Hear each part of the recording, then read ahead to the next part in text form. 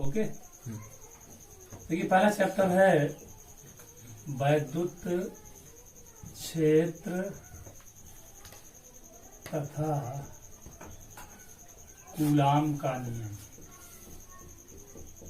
Coulomb का नियम।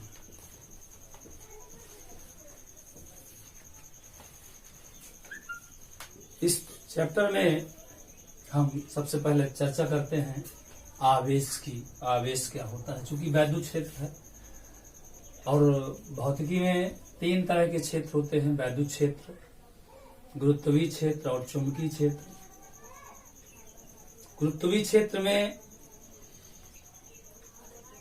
द्रव्यमान की प्रधानता होती है और वैद्युत क्षेत्र में आवेश की प्रधानता होती है। तो अब चर्चा करते हैं कि आवेश क्या होता है। आवेश के संबंध में हम चर्चा करेंगे क्या होता है आवेश। तो आइए देखते हैं आवेश क्या होता है। आवेश आवेश अंग्रेजी में इसको कहते हैं चार्ज, CHARG, चार्ज। आवेश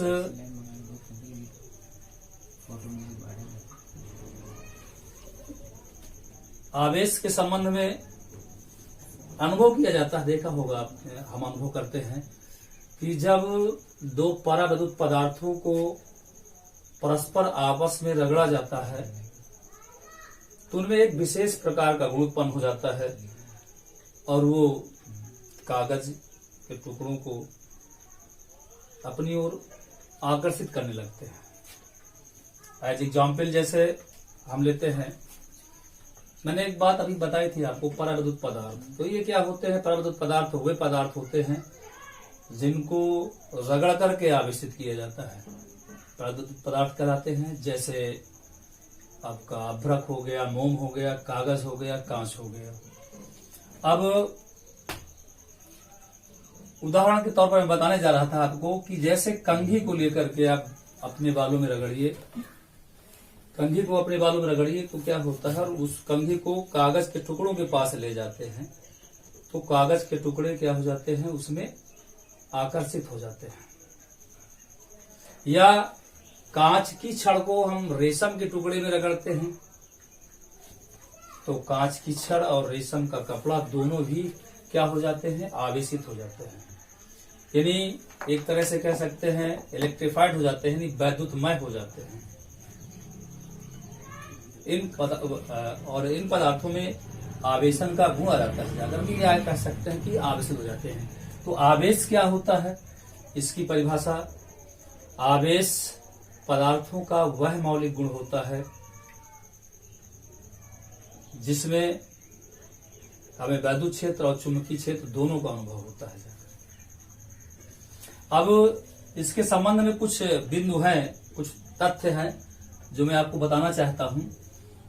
पहली चीज तो ये कि दो वस्तुओं को परस्पर रगड़ने पर केवल एक वस्तु को आवेशित करना संभव नहीं है। या तो दोनों वस्तुएं आवेशित होंगी और या तो फिर कोई एक वस्तु, या तो फिर कोई भी वस्तु आवेशित नहीं होगी। मतलब कहने का ये मेरे कि अगर हम दो वस्तुओं को जो परावैद्युत है अगर परस्पर रगड़ते हैं तो उनमें से केवल एक वस्तु आवेशित नहीं होगी, या तो दोनों वस्तुएं आवेशित होंगी या तो उनमें से कोई भी वस्तु आवेशित नहीं होगी। दूसरी चीज, आवेश, अगर कोई दो वस्तुएं हैं जिनको एक ही पदार्थ से रगड़ करके आवेशित किया जाए, एक ही पदार्थ से रगड़ करके आवेशित किया जाए, मान लीजिए कांच की दो छड़ें हैं और उनको रेशम के कपड़े से आप रगड़िए दोनों को, अगर उन दोनों छड़ों को पास पास लाते हैं तो वो परस्पर एक दूसरे से दूर हटेंगी। कहने का मतलब कि दोनों में आवेश क्या है, समान है। तो जब आवेश समान है और दूर दूर हट रही है यानी प्रतिकर्षण हो रहा है, तो कहने का तात्पर्य मेरे ये हुआ कि अगर समान आवेश की दो वस्तुएं हैं तो उनमें प्रतिकर्षण की स्थिति उत्पन्न होती है। और उसी प्रकार अगर कांच की छड़ और रेशम को रगड़ते हैं, कांच की छड़ और रेशम की छड़ को रगड़ते हैं, तो उनके बीच चूंकि विपरीत प्रकृति के आवेश होंगे जाकर के, तो उनके बीच जो है आकर्षण की स्थिति उत्पन्न होगी जाकर के। तीसरी चीज मैं आपको बताना चाहता हूं कि कोई भी आवेशित वस्तु, किसी भी आवेशित वस्तु को हम अगर अनावेशित वस्तु की ओर ले जाते हैं, उसके समीप ले जाते हैं, तो उन दोनों वस्तुओं के बीच आकर्षण की स्थिति उत्पन्न होती है। कहने का तात्पर्य ये कि आवेशित वस्तु अनावेशित वस्तु को अपनी ओर क्या करती है, आकर्षित करती है। इन गुणों से यह स्पष्ट हो जाता है कि आवेश की प्रकृति दो तरह की है। इसके लिए बेंजामिन फ्रैंकलिन ने एक चिन्ह परिपाटी दी थी। उस चिन्ह परिपाटी के अनुसार आवेश आपका दो तरह का होता है, धनावेश और ऋण आवेश। धन आवेश और ऋण आवेश।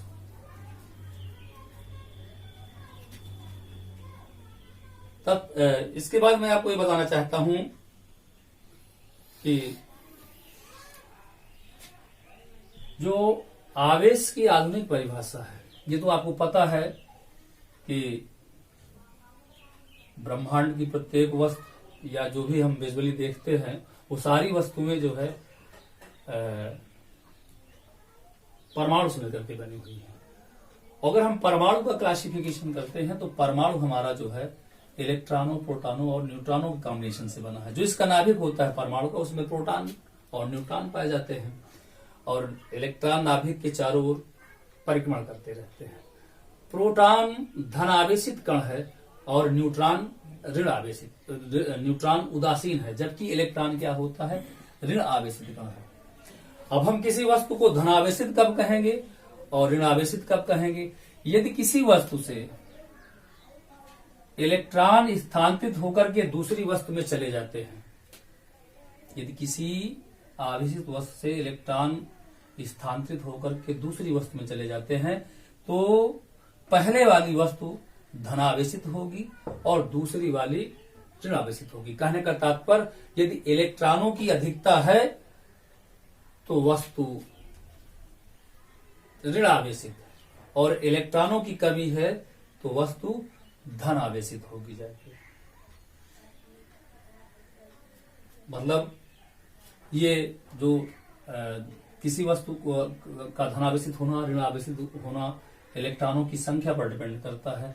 यानी अगर इलेक्ट्रॉन दूसरी वस्तु में चले जाते हैं तो यहाँ धनावेश रह जाएगा और वस्तु क्या होगी, पहली वाली वस्तु धनावेशित होगी और दूसरी वाली वस्तु क्या होगी, जाके ऋण आवेशित होगी जाकर के।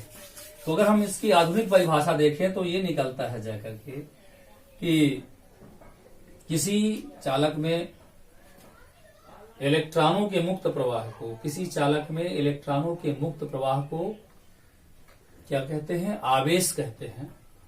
और इलेक्ट्रॉन के आवेश की हमने एक छोटी सी इकाई क्या मान रखी है, माना है स्मॉल ई माना है जाकर के। अगर हम किसी चालक के आवेश की बात करें तो Q बराबर हम क्या लेते हैं, यानी E, जहां Q क्या है, आवेश है, N क्या है, इलेक्ट्रॉनों की संख्या है और E क्या है, एक इलेक्ट्रॉन का आवेश है। आवेश का मात्रक कूलाम होता है। अब हम यहाँ देखते हैं कि एक कूलाम आवेश में, एक कूलाम आवेश उत्पन्न करने के लिए कितने इलेक्ट्रॉनों की आवश्यकता होगी। तो यहाँ देखते हैं फार्मूले से N बराबर हमारा क्या हो जाएगा, Q अपॉन E। N बराबर, चूंकि Q बराबर क्या होता है, Q बराबर हमने मान लिया, Q बराबर मान लिया 1 कूलाम, Q बराबर 1 कूलाम और E बराबर हमें पता है क्या होता है, 1.6 गुणे 10 की घाते -19 कूलाम होता है। तो इससे पता चल जाएगा कि कितने इलेक्ट्रॉन चाहिए एक कूलाम आवेश उत्पन्न करने के लिए। तो N बराबर 1 कूलाम बटे 1.6 गुणे 10 की घाते -19 कूलाम।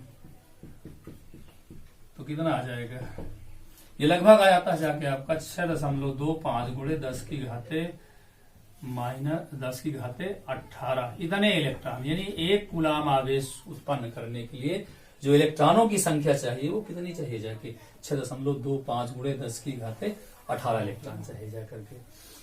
तो आवेश का आवेश का जो मात्रक होता है वो क्या होता है, कूलाम होता है।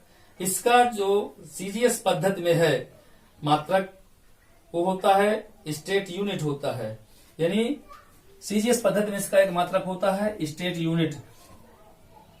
एक कूलाम बराबर 1 गुणे 10 की घाते 3 गुणे 10 की घाते 9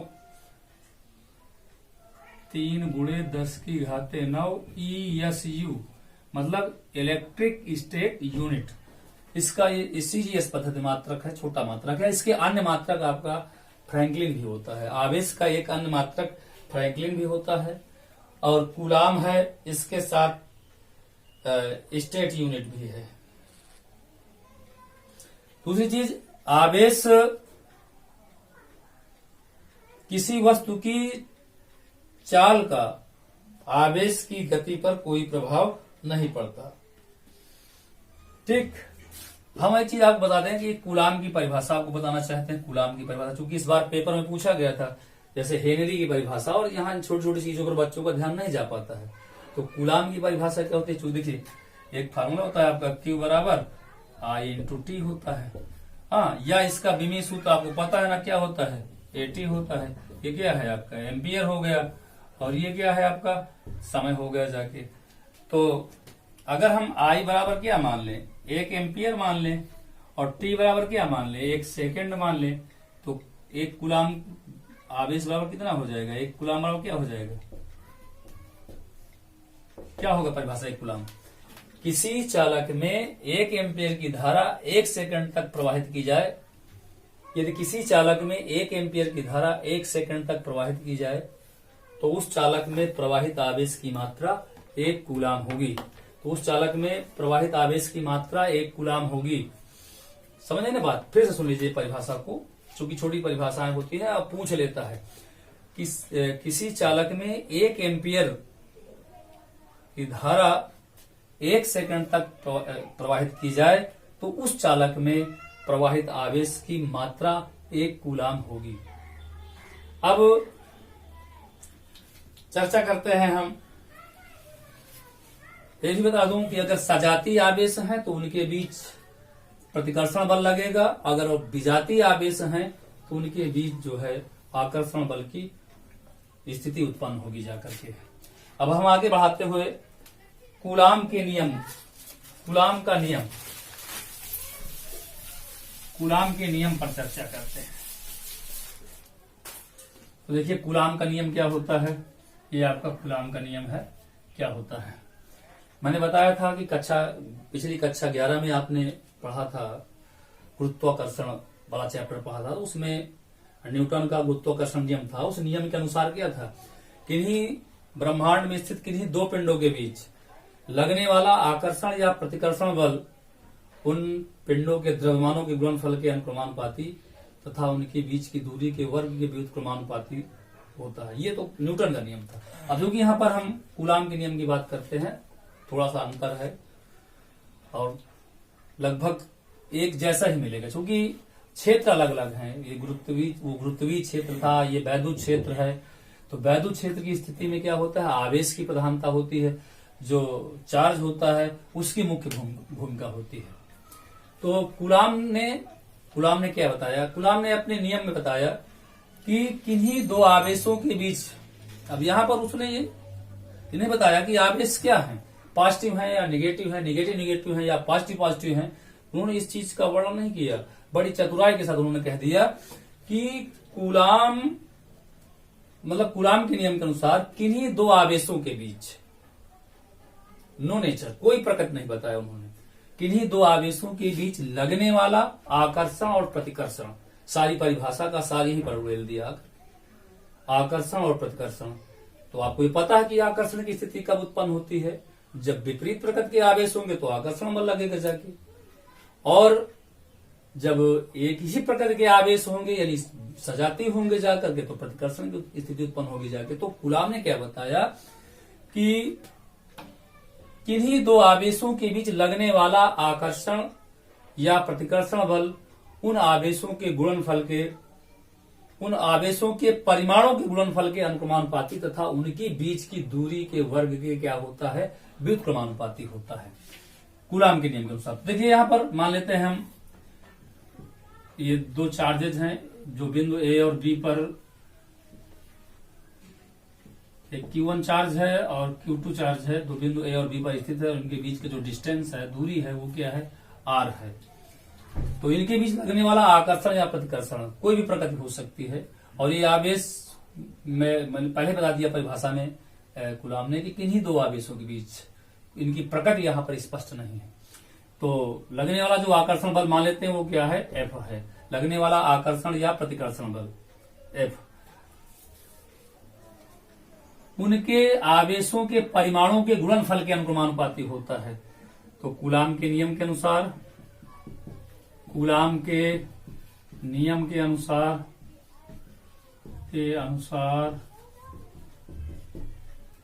F is directly proportional Q1 into Q2 या F is inversely proportional 1/r², दोनों को मिला देते हैं तो F is directly proportional Q1 Q2/r², या F बराबर एक नियतांक लेते हैं K Q1 Q2/r², और इस नियतांक को कूलाम नियतांक भी कहा जाता है। K क्या है, एक नियतांक है जिसे कूलाम नियतांक भी कहते हैं। और इसकी जो वैल्यू होती है K बराबर होता है 1/4πε0, 1/4πε0, या इसी को हम लिख सकते हैं क्या, 1/4πε0 Q1 Q2/r²। यहां पर आप देख रहे होंगे ε0 है ना, ये क्या होती है, ε0 क्या होती है, निर्वात की वैद्युतशीलता होती है। ठीक, अभी इसकी परिभाषा मैं आपको बताऊंगा, थोड़ा सा और क्लियर कर देता हूं। यदि माध्यम का परावर्तन, जहां पर ये दोनों चार्ज रखे हों, जिस प्लेस पर रखे हों, जहां जिस माध्यम में रखे हों, यदि उस माध्यम का परावर्तनांक क्या हो, K हो, तब हम इसको क्या लिख सकते हैं, F is equal to 1/4πε0 K Q1 Q2/r², और इसका मात्रक आपको पता है क्या होता है, न्यूटन होता है। तो बात हो रही थी ε0 की बात हो रही थी, ये ε0 है। ये है देखिए वैद्युतशीलता और निर्वात की वैद्युतशीलता। यहाँ जो ε0 है वो क्या है, निर्वात की वैद्युतशीलता है। मैं इसको बताना चाहता हूं कि वैद्युतशीलता परावैद्युत पदार्थों का वह गुण है, परावैद्युत पदार्थों का वह गुण है जिसमें प्रकाश की चाल निर्भर करती है, पहली चीज। दूसरी चीज, अब एक चीज देख लीजिए, दो आवेशों के बीच आपने बल F निकाला है। अगर F बराबर है हमारा, हम 1/ε0 को बाहर कर लेते हैं, तो Q1 Q2/4πr², अगर हम इसको कांस्टेंट मान ले तो F अनुक्रमानुपाती क्या हो जाएगा, 1/ε0। कहने का मतलब ये होता है हुआ कि दो आवेशों के बीच जो बल कार्य करता है वह निर्वात की वैद्युतशीलता पर डिपेंड करता है।